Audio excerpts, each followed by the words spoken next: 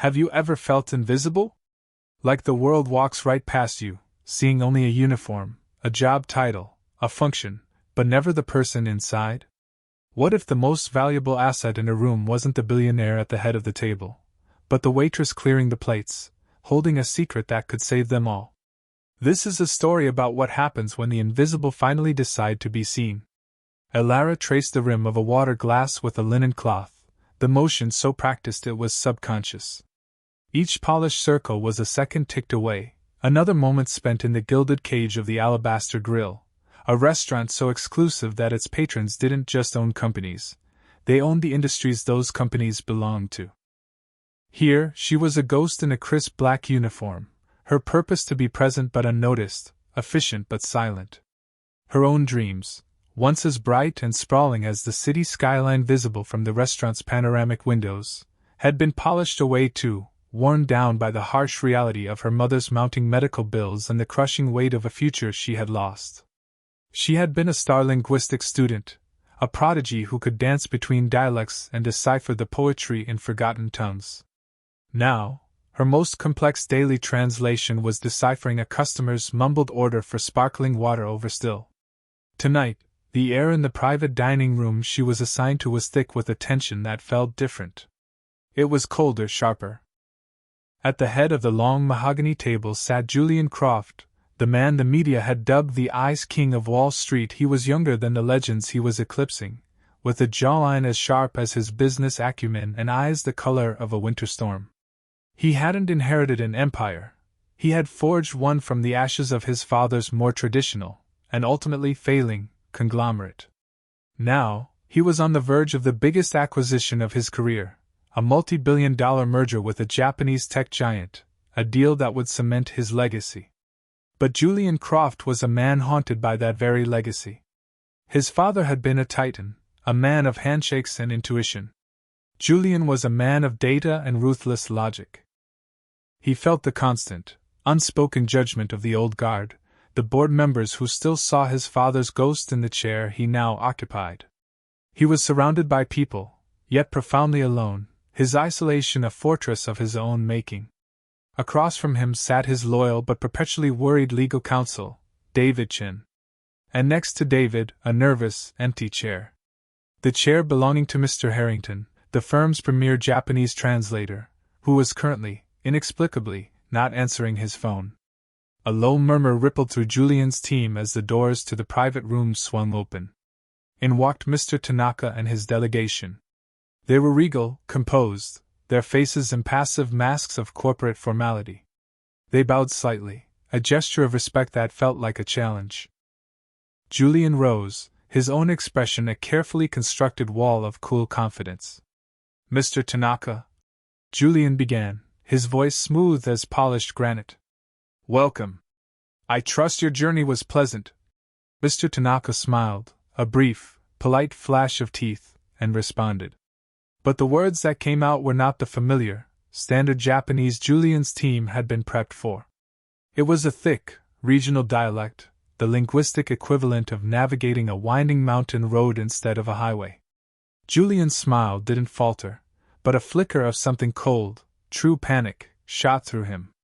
He glanced at David, whose face had gone pale. He then looked at the empty chair where his translator was supposed to be. The silence stretched, thin and brittle. It was only a few seconds, but in the high-stakes world of international business, it was an eternity. An insult. A catastrophic failure before the first course had even been served. Elara, standing by the service station just inside the door, felt the shift in the room's atmosphere like a drop in pressure before a storm. She wasn't supposed to be listening, but the dialect was unmistakable. It was the Kansai Ben dialect her grandmother, a war bride from Kobe, had spoken to her as a child. It was the language of her lullabies, of her fondest memories, a piece of her heart she kept hidden away. She watched as Julian Croft, the untouchable titan, the man who moved markets with a single word, stood utterly, terrifyingly silent. His team shuffled their papers, their eyes darting anywhere but at the Japanese delegation. The air crackled with misunderstanding and embarrassment. Mr. Tanaka's polite smile was beginning to stiffen, the offense starting to register on his features. This wasn't just a deal about money, it was about respect, about cow face. And Julian Croft was causing them to lose it. Elara's heart hammered against her ribs. Every instinct, every rule of her job, screamed at her to stay put, to remain invisible. To refill the water glasses and pretend she heard nothing. Interfering was unthinkable. It was professional suicide. She would be fired on the spot. But then she saw the look in Julian's eyes. It was no longer the cold command of a CEO. It was the raw, desperate plea of a man watching his entire world crumble in a silent, gilded room. And she heard her grandmother's voice in her head, a gentle whisper from the past. "A gift is not a gift if you keep it locked in a box." Her hand trembled as she placed the water pitcher down on the credenza. The soft clink of glass on wood sounded like a gunshot in the tense silence. Every head in the room, American and Japanese, turned towards her. The ghost had just made a sound. She took one step forward. Then another. Her worn, sensible shoes made no noise on the plush carpet. She felt 100 eyes on her, dissecting her, dismissing her. The simple black uniform, the tired look in her eyes, the waitress. What could she possibly have to say? David Chin shot her a look of pure, horrified confusion, a silent command to retreat. But she kept her eyes fixed on Mr. Tanaka. She bowed, deeper and with more reverence than Julian had managed, a gesture of profound and genuine respect that she had practiced with her grandmother countless times. Then she spoke. The words flowed out of her, not just translated, but transformed. In the rich, nuanced Kansai-ben dialect, she said, "Mr. Tanaka, on behalf of Mr. Croft and his team, please accept our sincerest apologies for this momentary lapse. We were so eager to welcome you that we seemed to have gotten ahead of ourselves. Mr. Croft hopes you will forgive our enthusiasm and allow us to properly begin this historic meeting." The silence that followed was different. It was not the silence of tension, but of pure, unadulterated shock. Mr. Tanaka's eyes widened, the hard mask of offense melting away into surprise, then curiosity, and then a slow, genuine smile. He looked from the unassuming waitress to the frozen billionaire and back again. He let out a soft chuckle and replied, his words warm and rolling. "Your welcome is well received, and your sincerity is clearer than any formal greeting." He gestured to the empty chair beside him.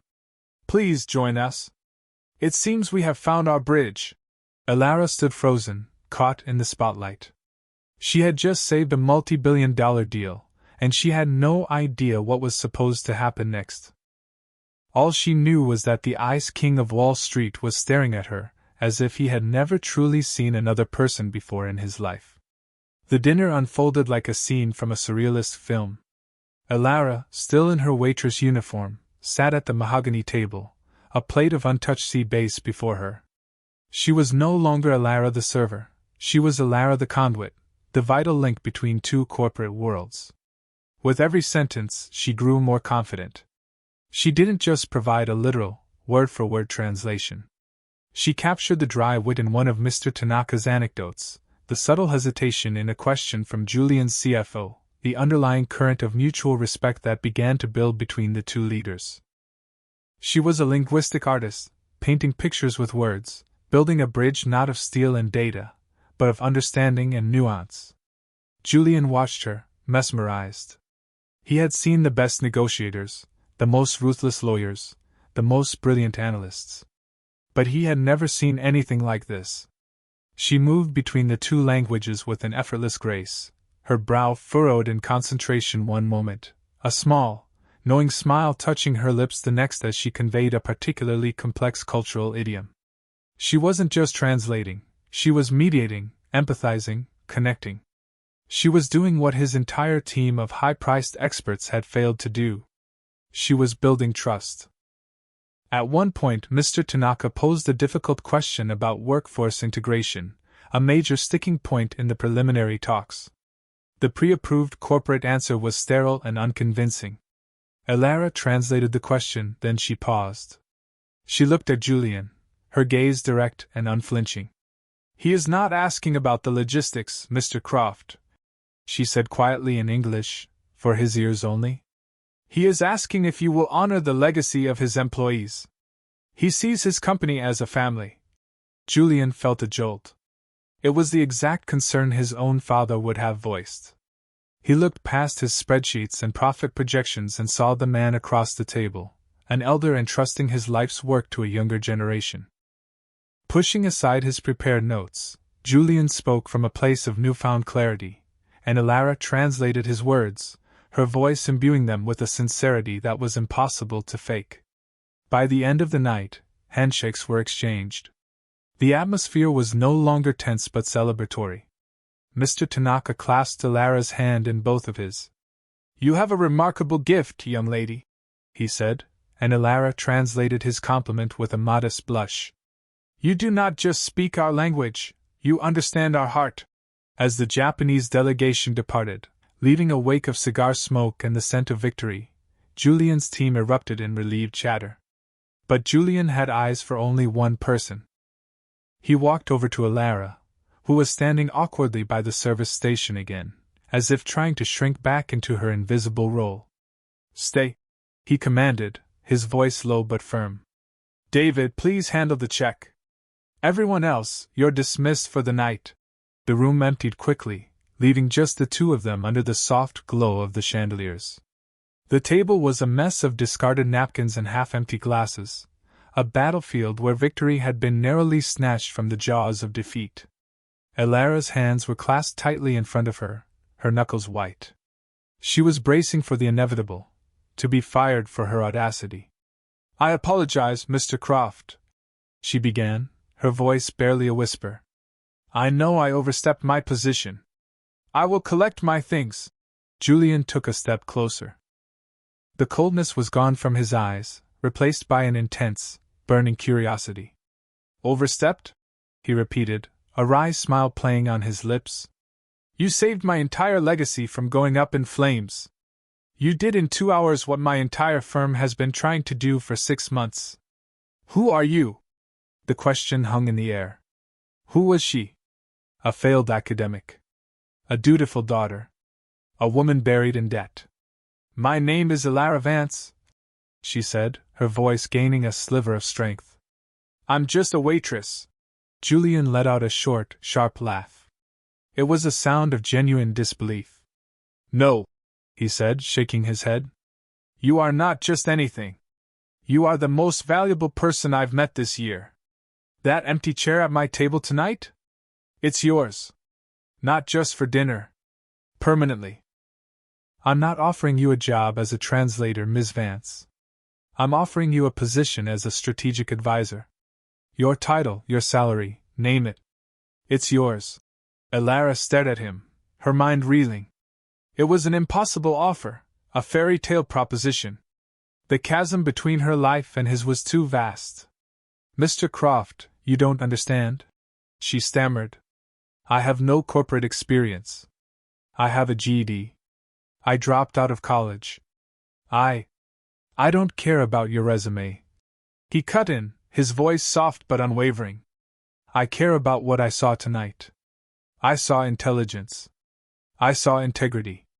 I saw a gift that can't be taught in any business school. My company is filled with people who have the right credentials. I need someone who has the right instincts. I need you." He held out his hand.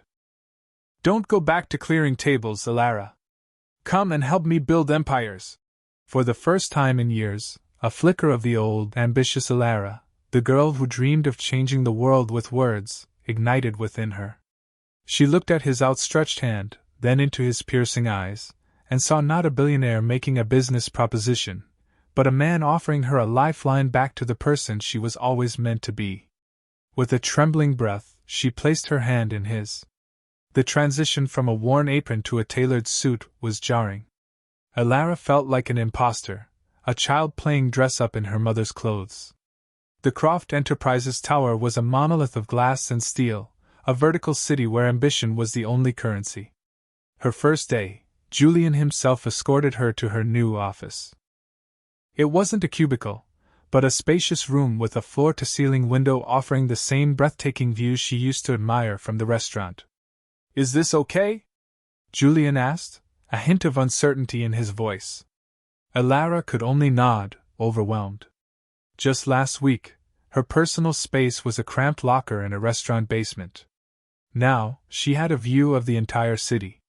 The news of her appointment sent shockwaves through the company. The waitress advisor, they called her in hushed whispers in the hallways and elevators. Most were curious, but some were openly hostile. The most venomous of them all was Marcus Thorne. Marcus was a senior board member, a man of old money and older grudges. He had been a rival of Julian's father, and saw Julian as an arrogant upstart. He believed he was the rightful heir to the company's direction, and he viewed Alara's sudden appearance as a personal affront, a symptom of Julian's recklessness. He confronted Julian in his office the day after Alara's hiring was announced, with David Chin present as a reluctant witness. "Have you lost your mind, Julian?" Marcus sneered, his face a mask of patrician contempt. "Hiring a waitress? What's next? Are you going to consult the janitor on our Q3 earnings report? This is a joke. The board will not stand for it.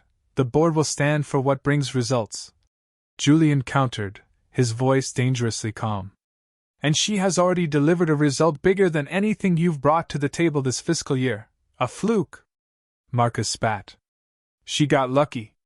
She speaks a bit of Japanese. That doesn't qualify her to advise on billion-dollar strategies.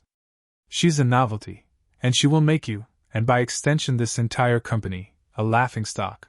David shifted uncomfortably. "Julian, he might have a point about perception," he said quietly after Marcus had stormed out. "This is unconventional. People are wary good," Julian replied, turning to look out at the city. "Let them be wary. Convention is what almost bankrupted my father.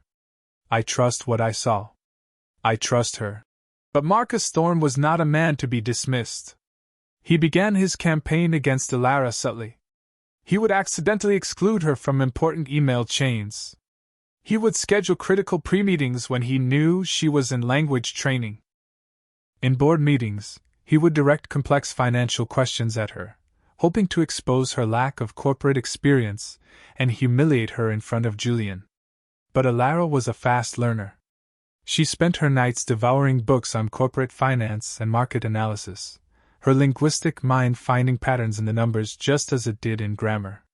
She answered Marcus's questions with a quiet, steady intelligence, often reframing them to reveal the human element he always ignored. Her lack of traditional experience became her greatest strength. She saw things the others missed. She noticed how a poorly worded press release could alienate a customer base in a specific region, or how a marketing campaign's color palette might be offensive in another culture. She wasn't just an advisor, she was the company's conscience, its human-to-human interface. Her bond with Julian deepened. He found himself seeking her counsel on everything. They would work late into the night, the city lights twinkling below them, their conversations shifting from business strategy to their own lives. He learned about her mother, the illness that had stolen her college fund and her future. She learned about his father, the towering figure whose shadow he still struggled to escape. He saw the fierce loyalty and profound kindness beneath her quiet exterior. She saw the lonely man beneath the billionaire's armor. Marcus watched this growing closeness with a toxic jealousy. He realized that simply embarrassing Alara wouldn't be enough. He needed to destroy her credibility completely. He needed to prove she was not just unqualified, but a fraud. And he knew just how to do it. The final stage of the merger with Tanaka's company involved a complex joint venture with a third party, a notoriously secretive and difficult German engineering firm known for its groundbreaking robotics. The deal hinged on a technical review of their proprietary patents, documents written in a dense, highly technical German, filled with engineering jargon that would challenge even a native speaker. Marcus saw his chance. He learned through a contact that Alara's university application had listed proficiency in Romance languages and Japanese. German was not on the list. He arranged to be the lead on the German part of the negotiation. Then, he orchestrated a crisis. The day before the crucial meeting with the German CEO, Herr Kessler, the translator Julian had hired, vetted this time with extreme care, had a sudden, verifiable family emergency. It was too late to find a replacement of the required caliber. Marcus feigned concern. "It's a disaster, Julian," he said in an emergency board meeting.